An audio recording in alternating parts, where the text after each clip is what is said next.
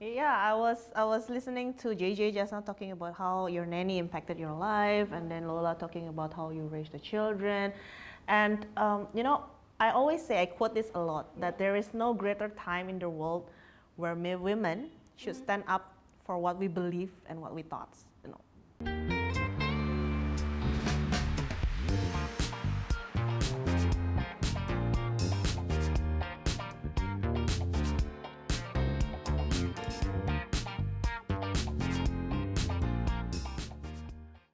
Please subscribe and turn on your notifications to stay tuned to the latest updates at the Powder Room Talk. So there is this wonderful quote that I read the other day, and it's by, so he's a regional UNICEF ambassador and a Korean superstar. So his name is Choi Si-won, and it's somebody that I have a lot of admiration for. And he said this quote, right? Like, it is good for us to create a better world, right? But it is more important to have better children for the world. And when I read that quote, as a woman, it really struck a chord inside of me, because I'm thinking like, wow, we women, we are natural born nurturers, right?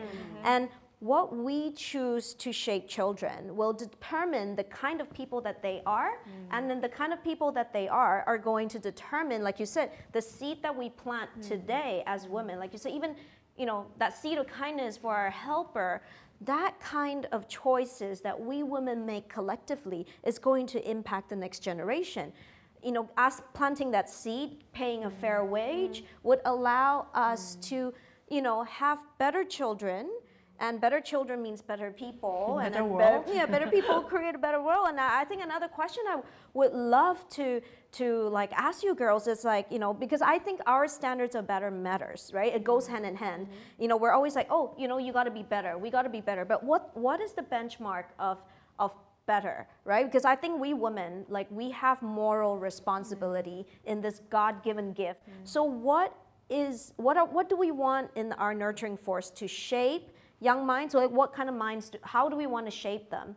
What do we want to put into action? What kind of like loving force or positive world that we want to see, that we need to take role to like, plant that seed? Like, for example, like, I'm thinking about this right now. I'm looking at you, you're a mother, and you were just mentioning, right?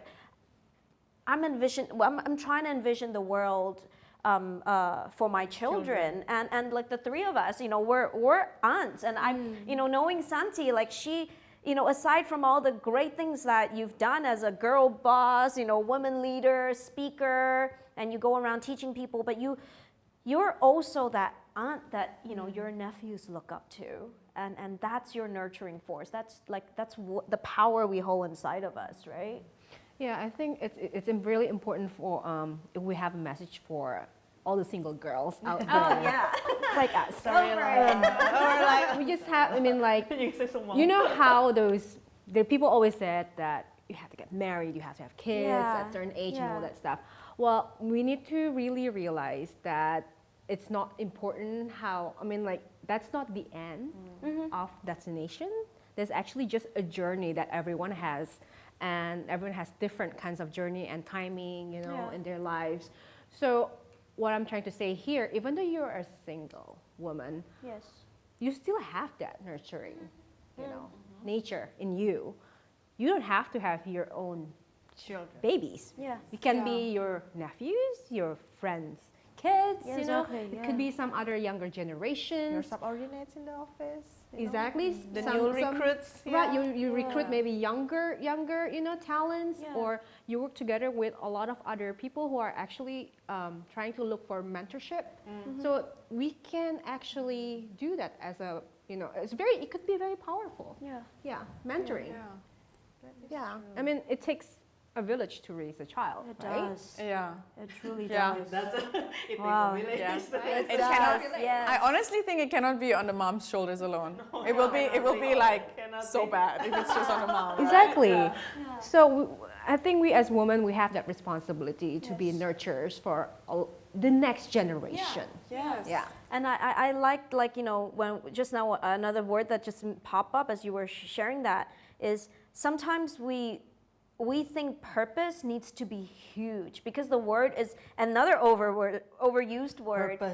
Purpose, like empowerment. It's so overused, but sometimes your purpose or your calling could be just being that amazing aunt, that amazing neighbor, you know? Like, because one of the biggest impact, the person that had the biggest impact in my life is my nanny. Like, you know, she went through a lot of crises in her, you know, ups and downs in her life, but she has just still been the most loving, most gentle person, and she just has so much love, and she's gone through world wars. I mean, she's 90 this year, right? And she came from a very comfortable upbringing, but because of the wars and all these circumstances of the history of life that she's lived through, Great Depression, all that, right? She couldn't have an education, right? She you know, but to have a woman who is so simple in the way she lives and so loving in the way she lives, that alone, you know, sometimes when I ask her, I say, how did you decide that you want to take care of children? And you know, because we're talking about purpose and calling and nurturing, she's just like, and she just simply answers, she's like, I don't know, I just always loved children, and even when I was a teenager, I liked to, you know, go to the neighbors and carry the, you know, someone else's baby, and I always get reprimanded or punished for doing that because my mother was so afraid I was going to drop someone else's child. But she's like, it was just in me. It was just something I was fixated on and I had so much love for, and she just found her calling. And it's, you know, we think that there's nothing great, but for my family, my nanny has impacted my parents' 4 children in such a way, so greatly that you know, she's irreplaceable in my life, and I'll be completely devastated. And like now I'm talking about her, I'm like, I know. getting emotional. You love her so much. I love her so much, you know. Yeah. But that's, I feel like that's like one of those superpowers that we women hold, right? We can be that person for other people. It doesn't have to be even our own children, right? And I think if we discover that in ourselves, that's just that will really bring that change. And I think, you know, you probably learn values from her. You learn how to be a good person, and maybe we don't have an exact idea how we want that world to look like, you know, like, but we want it to be better. Yeah, I was listening to JJ just now talking about how your nanny impacted your life, and then Lola talking about how you raised the children, and you know, I always say, I quote this a lot, that there is no greater time in the world where women should stand up for what we believe and what we thought, you know. But the point is, you need to know what you believe in. When you talk about purpose, you seems like, oh my God, I haven't found my purpose, Regina. I was like, yeah, it's a journey. Purpose is not a destination. Purpose is always a journey. It's a journey of finding your purpose. And don't stuck in a moment whereby I don't have purpose, I cannot make the change. I need to find out first what I want to do in life. Then you do whatever you can. And then it's a journey while you are on a journey. And then you will find your purpose. Not everybody was born and know what they want to do in life.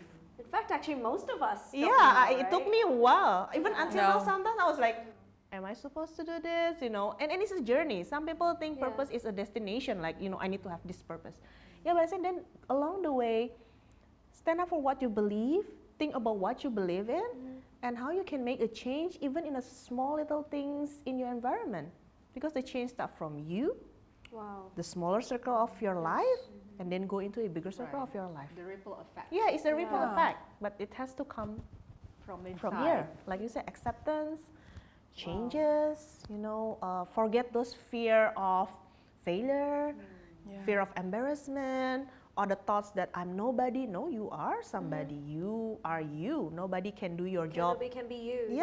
Only you can do your job. Only you can raise your children. Only you can be, you know, doing this coaching. I can surely never be able to replace you. Only you can do this kind of things. So don't belittle yourself. That's the point. So you know, sometimes you belittle yourself a little bit too much and think other a little bit too high. But in fact, they may not be the real reason. If only women can work together and support each other, you know, and looking at the best side of each person, I think it could be just a better world. That's what I think. Wow. Absolutely. Yeah.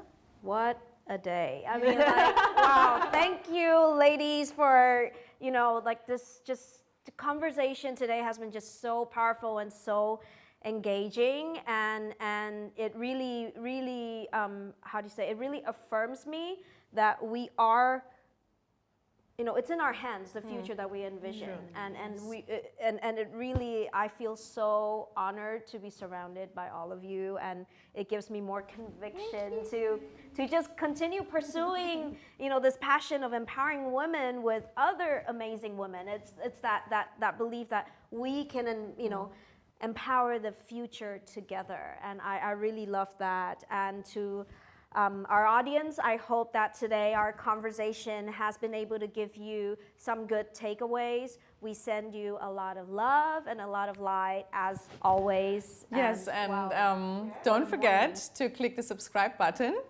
and also follow us on Facebook and Instagram under @thepowderroomtalk.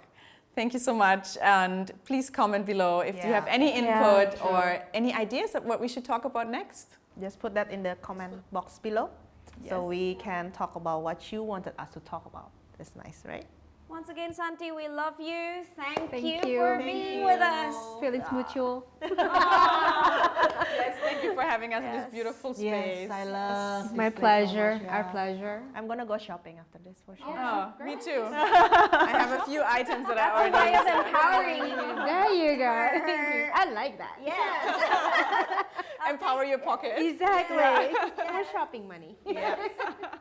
Thank you again, and till next time Bye-bye. at the Powder Room. Bye-bye. Bye-bye.